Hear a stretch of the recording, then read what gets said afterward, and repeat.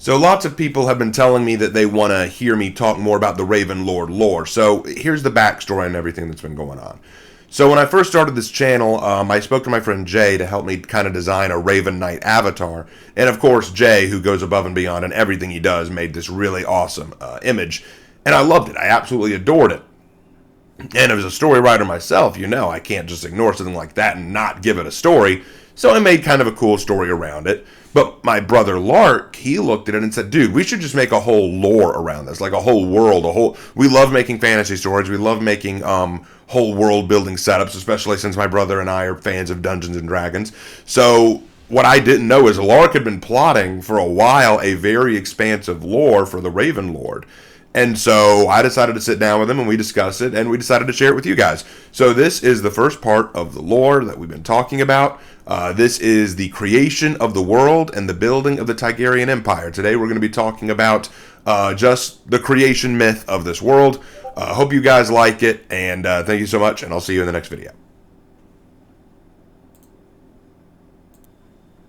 In the beginning, there was only one being. This being was known as Alanai.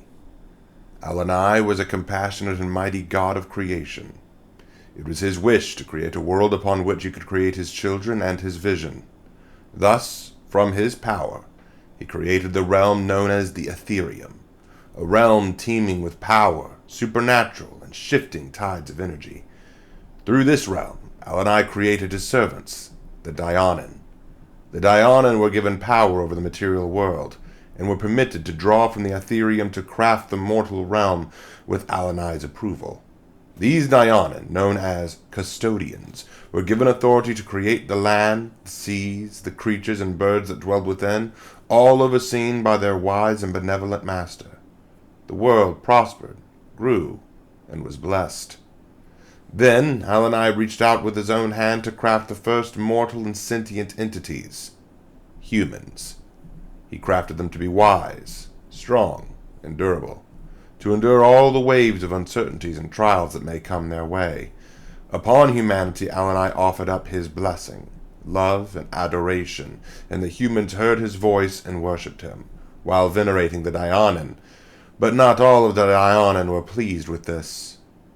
Malathar, the overseer of custodians, was jealous of the love shared between Alanai and his humans.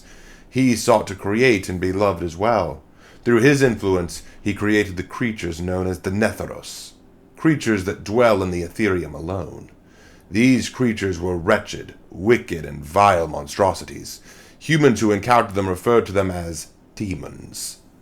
Alanai was angry with Malathar for creating the Netharos and did not approve of them. He found them repugnant and ordered Malathar to undo his creation. Furious and humiliated, he rallied other Dayanan to his side, declaring a revolt against Alanai, claiming that he was a tyrant and an enemy of his own creations. These treacherous custodians, who also had their own designs for creation in the world, agreed with Malathar and joined him in his war against their divine lord. The loyal Dayanan and the treacherous followers of Malathar would wage a fierce and massive war in the bowels of the Ethereum, which caused unprecedented, unstoppable, and terrible catastrophes across the realm. And the echoes of this war were felt in the mortal world as well, splitting continents, churning seas, and causing death, damnation, and destruction. The very world itself was shaken, and the world did not look the same as what Alanai had created. Seas churned and volcanoes sprouted like grass, covering the world with smoke, ash, and fire. Mankind fled in fear of this calamity, and all was devastation. Countless died, and their souls were drawn back to their Creator, who accepted them with unhidden sadness. Alanai watched all this with great regret, and finally decided to deal with Malathar. Malathar waged a terrible battle with his Creator, and the resulting clash of their wills cracked the very veil itself to the Ethereum. Energy from the realm poured into the world as a result of the shattering veil, and thus the energy known as magic was discovered. Though rare and only slivers of it could be felt amongst humankind, it was not something intended for mortals, as it was the Ethereum and not of this world. This war had to end before far worse things happened. The battle was short but conclusive. Malathar was struck down by Alanai, and the traitor Dianan fled to all corners of the Ethereum to avoid the punishment of their former master, all the while plotting in secret. A few, like Zeranin and Kolata, began forging and crafting more beasts and lifeforms within the depths of the Ethereum, new terrors to haunt human nightmares. And the Netharos, Malathar's creations, slunk away, hiding in pockets of the Ethereum, dreaming of breaking through the veil to strike out of the mortal world they were separate from. Humans lived in fear of the veil and of the monsters beyond it, knowing that dark powers and vengeful forces dwelled within, and that the very understanding of the Ethereum was forgotten by mankind. Once, it was the realm from which creation was given shape, but now it is a terrifying and unknown place that brings only fear to the hearts of mortals. As the war for the Ethereum was waged, several of the remaining custodian Dianan who oversaw the world continued their work to create and maintain it, seeking to rebuild and protect the humans that still lived.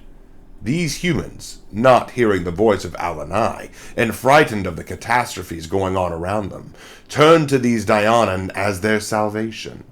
Pride took hold, and these Dianan began to experiment and branch away from the instructions of Alanai. It seems they were not so different from their traitorous kin, as they too sought to create what they wanted without the approval of Alanai. They created new races and creatures. Some were afraid that Alanai would reject their work like he did the Netharos if they tried to build life from scratch. So instead they twisted human forms and created new ones. The elves, the dwarves, centaurs, lizard folk, the minotaurs, the ogres, the goblins. These Dianan hoped that perhaps if Alanai were to discover their races, he would still see the traces of humanity in them and not become too angry. But others were far more bold. They created new beings and creatures that bore no resemblance to humanity. The dragons, the chimera, the golems. More and more were created, until soon the world was populated by countless races beyond humans, and these races worshipped their patron Dianan creators. Alanai's name was all but forgotten to the world, and only the pantheon of Dianan were formed. This new pantheon felt great pride at their accomplishments, and some even dared to forget about Alanai. It had been years since they'd heard from him. Perhaps he was dead. But the pantheon of custodians were not able to bring peace to the world. Distrust and hatred grew between the races, and war erupted. This war caused many nations and tribes to be formed, favoring races and groups that shared common interests or appearances, or even Dianan patrons. The custodians, who were content to let the mortals fight amongst themselves, found the whole affair entertaining. However, that all came to an end when the Ethereum War ended, and Malathar was vanquished. All of the pantheon of custodians, all of the Dianan who remained, could feel it. They felt the return of Alanai, and became very afraid of what he would think of what they'd created.